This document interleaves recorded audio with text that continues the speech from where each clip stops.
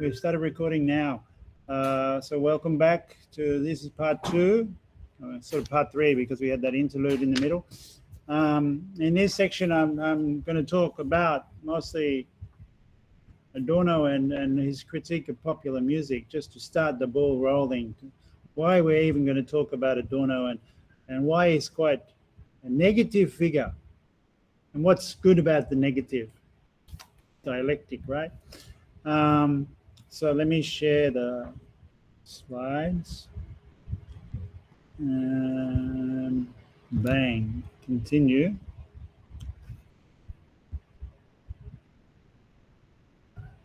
So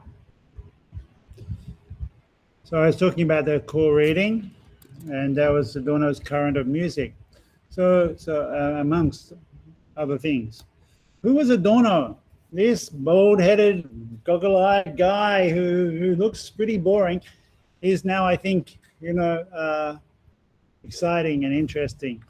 Theodor Wiesengrund Adorno, Wiesengrund being his mother's maiden name. Teddy, his nickname was Teddy, and he actually collected teddy bears. Strange but obscure, cute fact. Called himself the Great Pachyderm as well. Him and Horkheimer were like not dinosaurs, elephants or something. Adorno was in the 1930s, like as I said, born in 1903. In the 1930s, he was prominent as one of the lead figures, one of the 2 lead figures of the Frankfurt Institute for Social Research in the city of Frankfurt in Germany, late 20s, early 30s. Early on in his life, he had been sort of adopted by Siegfried Kracke, the editor of the Feuilleton, the magazine section of the Frankfurter Zeitung, the newspaper of Frankfurt. A kind of section of the newspaper that had intellectuals of the day talking about, writing essays about contemporary issues. And Kracke's work, The Mass Ornament, is his collection of feature articles from that feuilleton, and it's a fantastic collection. And Walter Benjamin and others from the Siegfried Kracke got from the Frankfurt Institute, got them writing for these feuilletons. So they were media theorists as well. But Adorno was friends with and a champion of Walter Benjamin, the other major figure from the Frankfurt School, I suppose that's important for culture studies, who wrote on language, art, on the streets of Paris, the Arcades Project, which was a cultural study of the ornaments and the commodities for sale in those arcades between the main streets in Paris that are still there, that you can go and visit today, although they're a bit kind of bourgeois now. Well, they were always probably bourgeois. He wrote on Baudelaire, but also importantly on theatre and on history and violence. And he killed himself trying to escape from the Nazis in 1942 over the Pyrenees, the mountains between France and Spain. I mean, he got a guide he tried to get to America many times from Marseille, but couldn't get a boat ticket. So then tried to walk over the mountains with a guide, carrying in his suitcase a manuscript that he said was more important than he was. The manuscript was lost in the end. It probably contained the last manuscript version of his Arcades Project, which an earlier version he'd hidden in the library of the Bibliothèque Nationale in Paris, or Georges Bataille had hidden there from the Nazis. So we did end up with a copy, but not the last version. Anyway, they got to the border and stopped in a hotel just before the border and found that the border had just been closed by the Spanish authorities and they were sending people back. And rather than go back, Benjamin couldn't face it, so he had some morphine which he took an overdose of and died. Apparently they opened the border the next day. A bit tragic. Siegfried Kracke, who had been waiting in Marseille for a boat ticket to America as well, actually got one, and he went on to live to be a quite old man, as a sociologist working in America, writing on film, uh, philosophy of film, theory of film, and on other things. Um, Benjamin called Krakow, a great sociologist, a rag picker of the detritus of culture, holding each item up for scrutiny in the gloaming of the twilight. An expression of Benjamin's facility with language, right? Beautiful way of talking. But it was Adorno as a critique of Benjamin, as a critical friend that really pushed Benjamin to write, because Adorno cared so much about ideas and um, pushing the critique of the culture industry and thoughts as far as here's what's interesting. You know, Adorno was prepared to change his mind to engage people in debate, not just to say this is my position, but to really challenge and get people to think about what it is they're talking about, and not to simply passively consume what is thrown at us by the media. I mean, he was very aware of how dominant the media could be, and if you let it just wash over you, you become subservient to it. Right? He pointed out to people, when you go to the cinema, back then people went to the cinema, not stayed at home and watched it on TV. You went to the cinema, you willingly went and sat in place before the screen in the dark with other people. And that put you at a disadvantage, because you're sitting in the dark, unable to move, and the image is washing over you, bathing you in light, and there's no other escape. How can you really be critical of that media? It must have you at a disadvantage. At least he's saying that. And even if it's not true, he's saying it to provoke people to think about that situation. Now, it might be not true that the media controls our lives today, but there is at least importance in saying it, so that we think about the way in which we really are focused on these commodities that we keep in our pockets, called whatever they're called. Our whole life is now transacted digitally. Even though we're all sitting in our different homes, we're all together on a so-called consumption space, right? So Adorno's not saying things are, well, there's a sense in which sometimes Adorno's dialectical work is difficult, because it's provoking you to think the contradictions of the situation that we are in, so that he might say something that's an unpopular opinion. Seems like an unpopular opinion if someone held that opinion, but it's not necessary that he actually forever holds that opinion. In fact, he's a dialectical thinker. He knows that the opposite is also true. Comes from Hegel. He writes on Hegel, George Wilhelm Hegel, a lot. An example of that, let me show you a little bit of video that illustrates that, if I can.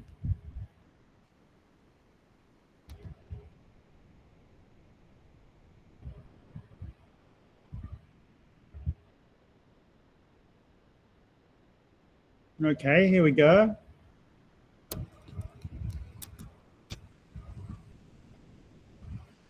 This is Adorno, a little couple of minutes of Adorno talking about music and protest.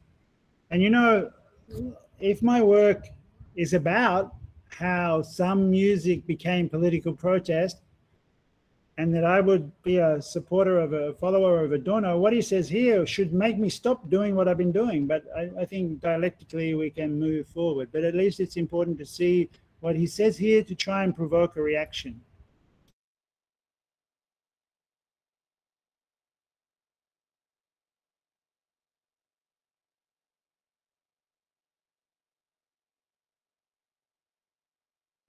Okay, it has subtitles. I hope it's big enough for you to see.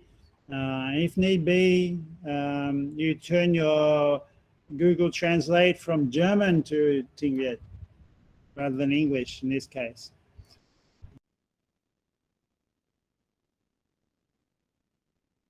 And it's just a few minutes.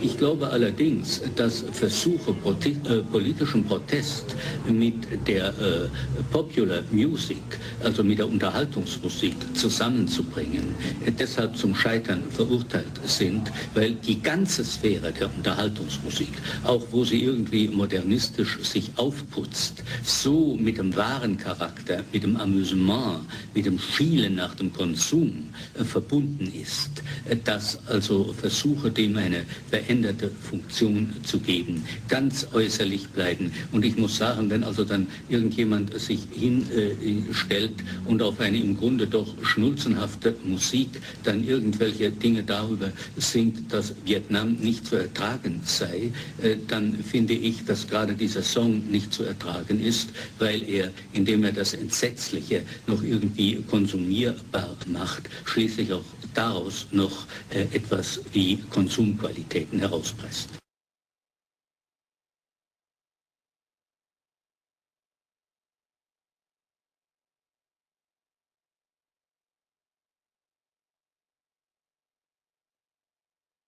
Okay. I mean, this is not the piece of material that I wanted to say was about Vietnam, but it has some Vietnam stuff in it because of the time. Right, in Germany at that time, protests against the war in Vietnam were big. Just a few things about this we can go through. First of all, this here is Adorno doing a selfie. Long before there were selfies, right? I mean, you couldn't do selfies in those days with such a big camera, but he set it up so that he's using a mirror and doing a selfie. That's kind of fun, and that's probably why they've included that there. We see when he starts talking about this, right? The protest and the popular music. The protest we see is actually about Vietnam, against the war in Vietnam, because you see this poster, which refers in German. So this is a protest in probably in Frankfurt or Berlin. Freedom and neutrality. So freedom and neutrality for Vietnam. They say that freedom should be and neutral. There's right, neutral then probably means not Soviet, not US bloc. So I don't know how that was understood by the North Vietnamese at the time, the delegates to the Paris conference or whatever. But anyway, the German left position would have been that. And Adorno goes on to say that he finds this, link between popular music and protest problematic because, while it says it's all modern and so on, it really doesn't escape from the consumption or the commodity structure. You're still turning protest into a commodity. And the idea that opposition to the war becomes a piece of amusement, right? Cross-eyed transfixion with amusement. We're standing in front of the TV going, wow, is somehow for him obscene or superficial, right? And he thinks that somebody who sets himself up and sings, for whatever reason, sings a maudlin, a sad song about how the situation in Vietnam is unbearable, But this is a German person, right? He's thinking about a German person singing a song about the poor Vietnamese suffering in the war, that he finds that song itself unbearable because that song is being sold as a commodity, as a product. I find that really it's the song that's unbearable. He's saying it has no political impact. It's really horrendous because it's making the tragedy of the war somehow consumable, right? And Adorno's right about that. Wringing something like consumption, like qualities out of the war. And well, he's not wrong. Even though protest songs about political issues can also be used to,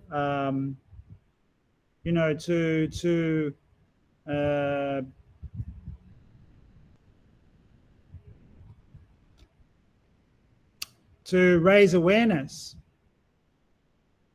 right? Do you think? I mean, I don't know if you agree. See if I can get this translation thing to work. I don't know if you agree that there are bands or pop music forms, hip hop and so on, that have effectively mobilized political protest against the police or in pop culture, niggas with attitude, right? Fuck the police. Been part of a movement that has drawn attention to deaths in police custody or things like that, right? Maybe. Or the work of Asian Dub Foundation talking about issues from Indian revolutionary movements like Satpal Ram or Naxalite. Their song Naxalite was about Maoist revolutionaries in India that really was history that the young South Asian diasporic kids in Britain didn't know about at all. And it brought them some news and information that is supposed to fire their imagination. That's supposed to inspire them to then go out and find out more about their heritage. And would Adorno be against that part? I mean, it is commodification because Asian Dub Foundation are trying to sell albums too. But it's also really a part of a education project that Asian Dub Foundation have always understood their work as. Really, they've always said that what they're trying to do, and they come out of a London education project. So using music to bring a kind of information and education to the youth of England, which would go against what Adorno has just been saying in that clip. Yeah? Which is interesting. And yeah, Fung said also music is a weapon of war. Absolutely. In fact, one of the texts that we will look at says something along those lines. And Asian Dub Foundation say that music is a weapon of mass destruction, mass distortion. But of course, the U.S. Guantanamo jailers, the prison in Guantanamo Bay, they use music to torture those they're interrogating. 24 hours of Madonna songs. Well, maybe not Madonna, but imagine the pain that would inflict. You're forced to listen to American pop music. And of course, the Taliban just this last month have been destroying instruments at the National School of Music in Afghanistan because they see music as anathema. So there's many ways in which Adorno's position that he just articulated in that video needs to be nuanced, needs to be challenged and questioned. And yet, he's also right. And very few were making that point at that time, that music could be recuperated to the commodity, and protest could be recuperated to commodity capitalism. The protest became another part of the consumption, the fetish character of capitalist consumption.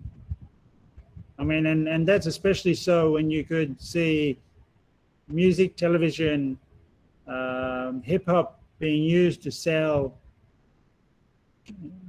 to keep commercial airwaves operating, selling products through advertising and all that bling.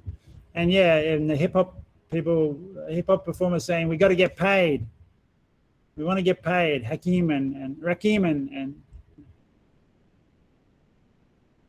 anyway, we'll go over that more and more. Yeah, I want to get back to the PowerPoint now. How to do that? Getting confused. So does that translation thing work well enough? You think you get? So I'm trying to use the technology. Since we're speaking directly into a microphone, we get it's not like in a room. You get a good quality sound, but I can't run the Google Translate on a screen alongside the shared PowerPoint, unfortunately. I can only share one window at a time. And I do want to keep on going with this stuff, right? So Adorno, Benjamin, Krakow, and Benjamin and Krakow less so than Adorno, but Adorno dialectical thinking is really key. And his work is on, the commodity as an industrial product. So his big argument in the culture industry is that culture is now produced just like any other industrial product on an assembly line. That's certainly the case for like boy bands and girl bands and these kind of multi-personality template models for boy bands. And they study the culture industry, where he talks about industry as a metaphor, not so much as like industry like automobiles, but like automobiles. It's not the same as automobiles, but certainly culture impresses a stamp on everything, which is basically the stamp of the price tag, but also similarities that are like things that are exactly the same, but they are standardized to the extent that they all claim to be unique. So like, my God, it was 10 years ago now that I used to say Microsoft 7 is different to Microsoft 6. Well, now we're in Microsoft Sierra, different to Mountain Lion, or even that's a few years ago now, right? We're well past Microsoft 11. The iPhone 11, is that different to the iPhone 9? Not that much, but you know, they are qualitatively different products that we need to have the latest and the newest. And, you know, even though they're all still just phones, or not just phones, but anyway. Every variety of toothpaste still cleans your teeth, so to speak. And Adorno comes out of a world where musical virtuosity was really important, and the different instruments of the orchestra each had their own skills and sound, and he was lamenting, I suppose, the decay of that expertise when that variety just became commodified in, first of all, in jazz. You're very critical of jazz music, but people, I think, misunderstand his critique of jazz. He said jazz was just, fake improvisation. But he didn't mean Thelonious Monk or John Coltrane or that kind of jazz. He really meant kind of big band jazz. the whole production number with the sax solo in the second 8 bars every time, and the swing drum sound, the wire brush, the bass, and the version of jazz that was popular in the 1930s, but even became popular among the Nazis. And we'll read very carefully Adorno's essay on jazz. And just to prefigure that, we can say that essay is much misunderstood because Adorno wasn't really writing against jazz so much as against marching music of the fascists. And he wrote it under a false name, and he wrote it in the context of the rise of the National Socialists in Germany. And when we read it, we'll see that he's actually saying something very different than what people think he's saying. But he also attends to quality of music. He's a trained musician and quality analyst of orchestral music.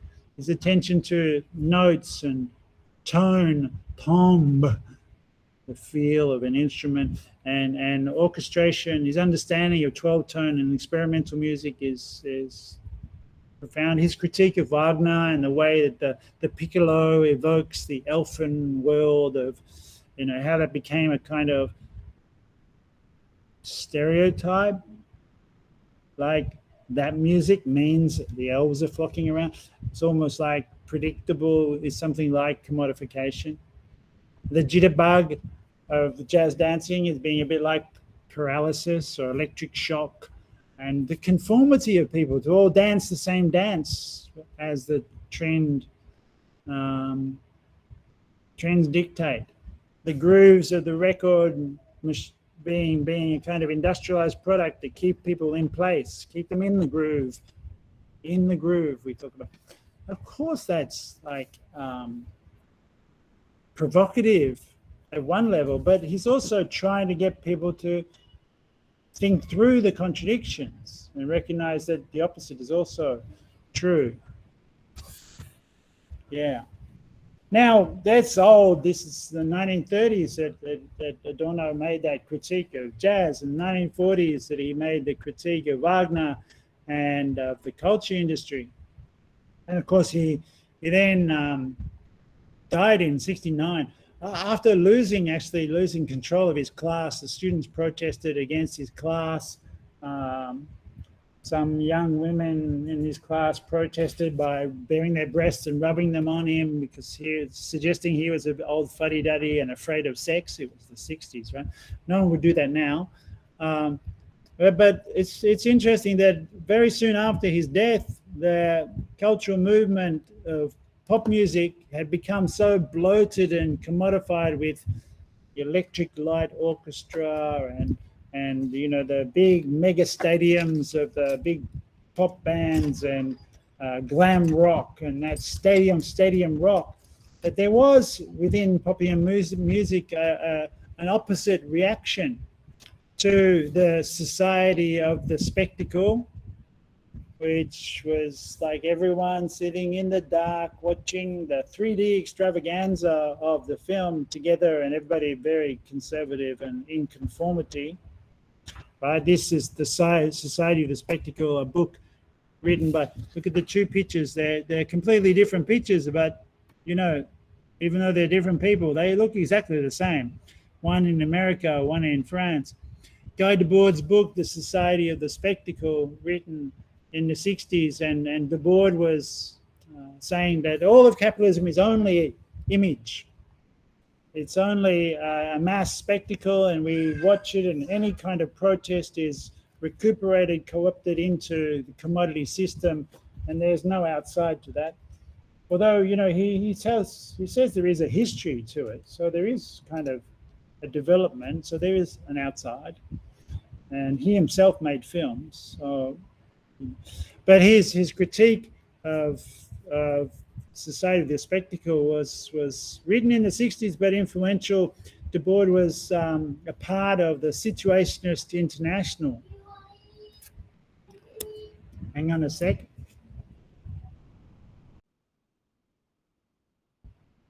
had to tell the kids to be quiet. A member of the Situationist International, the board, which were a kind of agit group that were influential in the May 68 Sorbonne student occupation of the University of Paris Sorbonne in May 68, which nearly caused a revolutionary overthrow in Paris at the time. When the workers and the students joined together, the police then had to crack down. But and the Communist Party hadn't got behind the students, so there was a kind of disconnect. But the last revolution, the big revolutionary movement of the 60s, involved the Situationists. Their history, their politics of the situation. You're in a situation, you try and provoke an incident.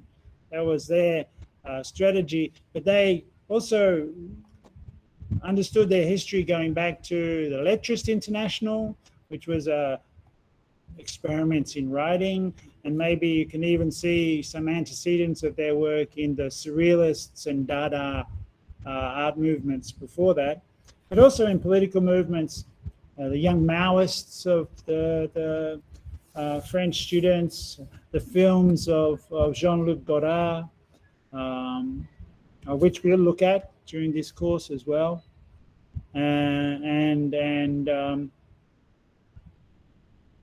the protest movements of France at the time, including Jean-Paul Sartre and Deleuze and Foucault and all these intellectual figures,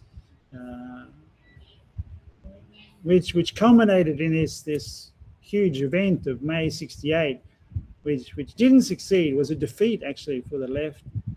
But then, and Adorno kind of pours cold water on it. Even the students wanted him to be the leader of that because his critique was something like the board's critique.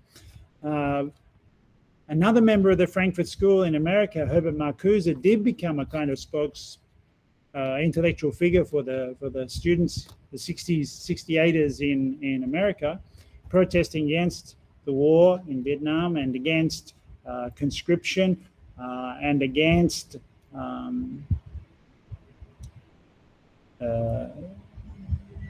gender inequality, sexual inequality, and against the civil rights movement, against racism, and for the hippie counterculture, right? And trying to levitate the Pentagon and so on. All that stuff was beaten back, and Nixon came in and sort of ended the war, but badly, and betrayed that whole movement.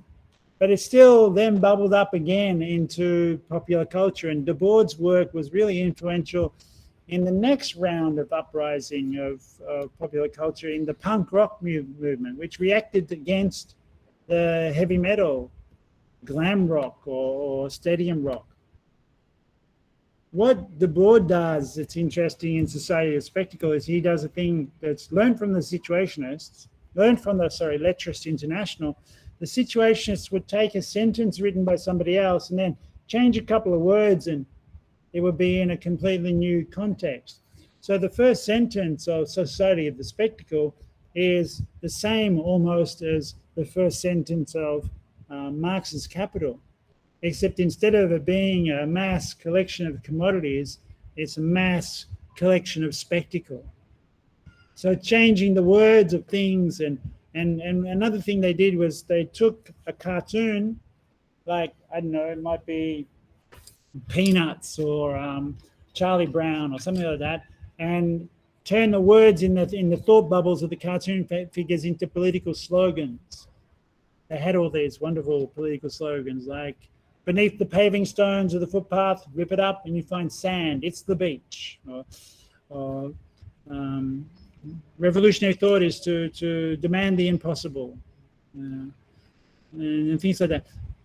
This was pushed back at the end of the 60s because it had threatened conservative society, but erupted again with the punk movement in England in the late 70s, where they used exactly some of the techniques of the 68ers, right? cutting words out of the newspaper to put them on other images, like the Sex Pistols did with the cover for their single "God Save the Queen," using those techniques. And the people who did that was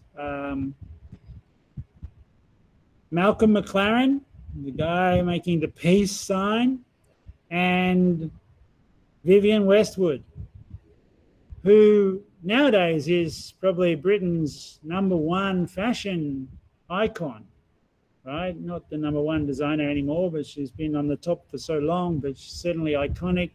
And in the 80s and 90s was definitely the place, the 90s or early 2000s was huge and influential in pop culture. They had in the late 70s a shop called Sex.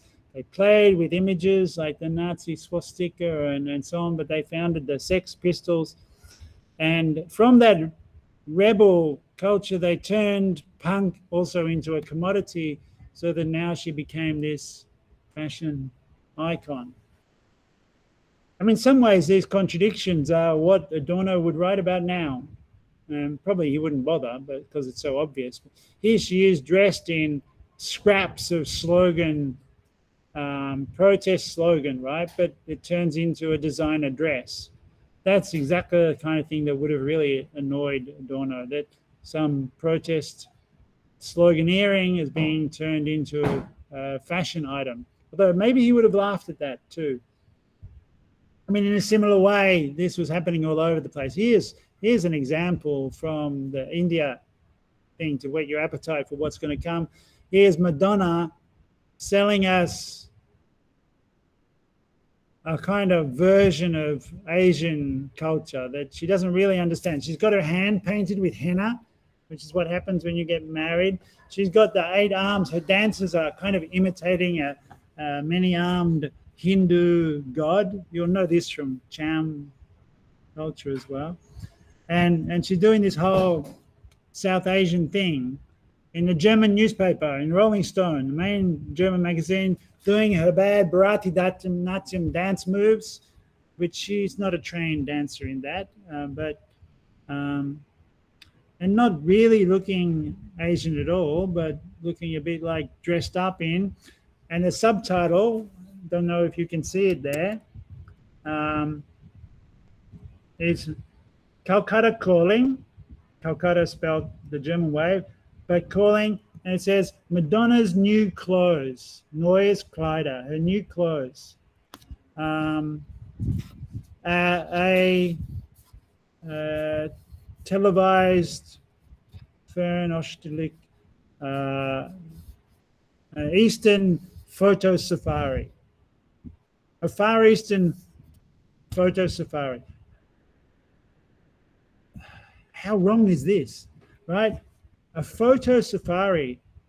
You go on a safari. A safari is a trip to Africa to shoot big game animals, right? So a photo safari is you go, instead of shooting with a gun, you shoot with a camera. But in this one, it's a Far Eastern one. Madonna's the one being photographed, but she's being photographed pretending to be Asian. Now, this was at a time when Asian diasporic bands were getting up towards #1 in the charts, and Asian Dub Foundation and Corner Shop were actually knocked off the top of the charts by Madonna's song Frozen.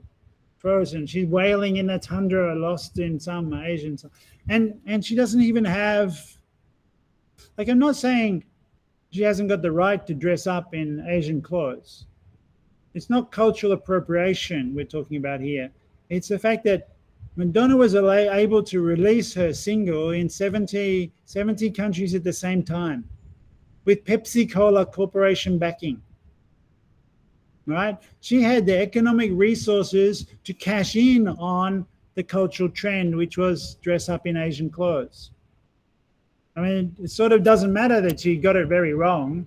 Here's her as Sarasvati, the Asian goddess, but what's going on with the flag in the background? That's not an Indian iconography. In fact, it's more like Chinese dragon iconography, which she tried out just a little bit later. Here she is with some kind of wacko Southeast Asian dragon type thing with almost Japanese war flag behind, and she's in a kind of leopard skin coat. It's like mockery. But then getting Indian references wrong is, not uncommon. And that's not the problem. The problem is she used these images to then take over the charts.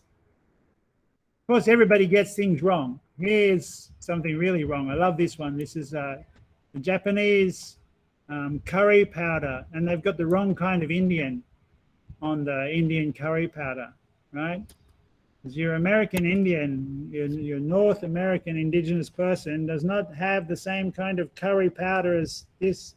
So the mistakes can be made. That's not a problem. The problem is that Madonna would change her identity every couple of years.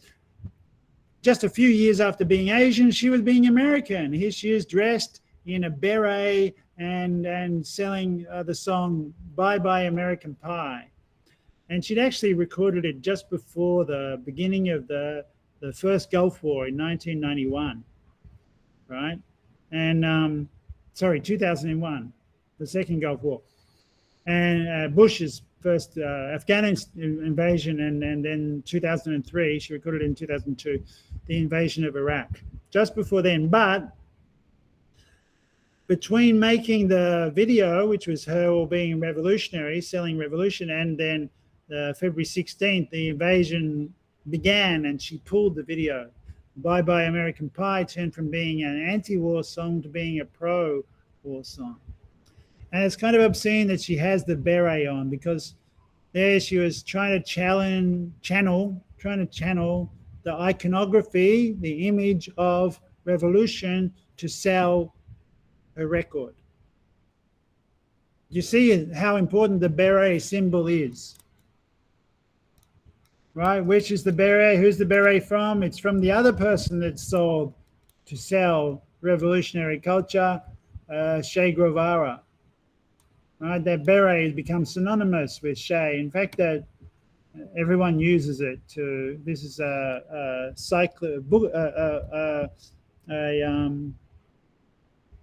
bicycle repair shop selling the image of Che Guevara, and Madonna sells it. And come on, it's not just Madonna. Kylie Minogue sells it, although Kylie Minogue, when she dressed up in a beret, also dressed up in support of the British paramilitaries, which is even more problematic, right? So the beret here is not Che Guevara's revolutionary beret of the Cuban Revolution or the Bolivian Revolution, but she's doing, she wears a Che shirt, but then next she's wearing the beret of the British paratroopers, and she's doing a support gig to entertain the troops. So she's a part of the war effort, basically, using music to encourage the NATO occupation troops. I think this was for Kosovo.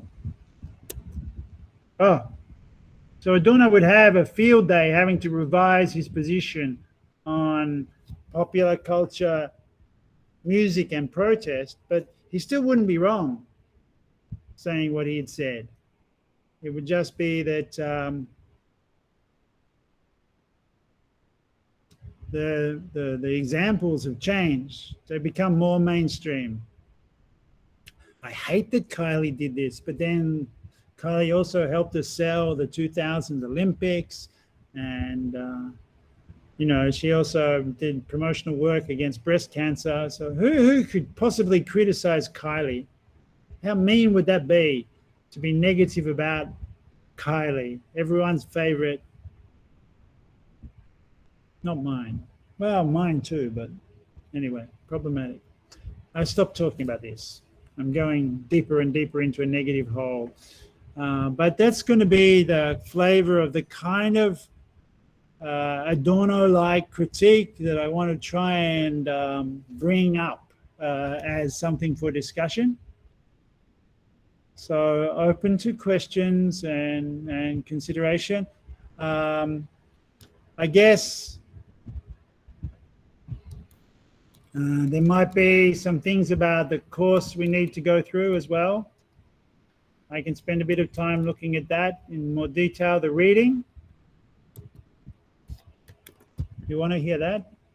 Or do you have questions about what to do next? Let me think.